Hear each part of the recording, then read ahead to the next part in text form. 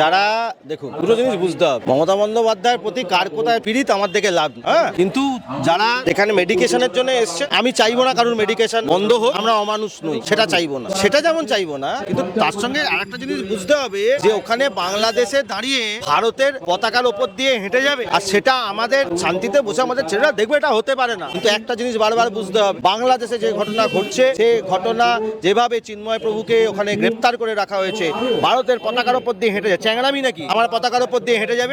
জানা করাচি জানা চিনে জানা, কে আসতে বলেছে এখানে? যাকলা করাচিতে চিনে, যখন যখন স্বাধীনতার দরকার হয়েছিল তখন এই ভাষার দিয়ে তো আন্দোলন হয়েছিল, আন্দোলন হয়ে এই করাচির সঙ্গে তো লড়াই করেছিল, কে সাথ দিয়েছিল? ভারত সাথ দিয়েছিল। আজকে বড় বড় ডায়লগ মারতে খুব ভালো লাগছে না, এখন ধর্মটা প্রিয় হয়ে গেছে, ভাষা এখন হারিয়ে গেছে, এখন ভারতবর্ষকে খুব খারাপ লাগছে। ভারতবর্ষের খাবি, ভারতবর্ষের পারবি, ভারতবর্ষের পতাকার উপর দিয়ে হাঁটবি, এত বড় আসপর্দা যে আমার পতাকার উপর দিয়ে হাঁটবে, এমন অর্থনীতির দরকার নেই। বাংলাদেশে আজকে যেটা হচ্ছে কোন সভ্য দেশে এটা হতে পারে না।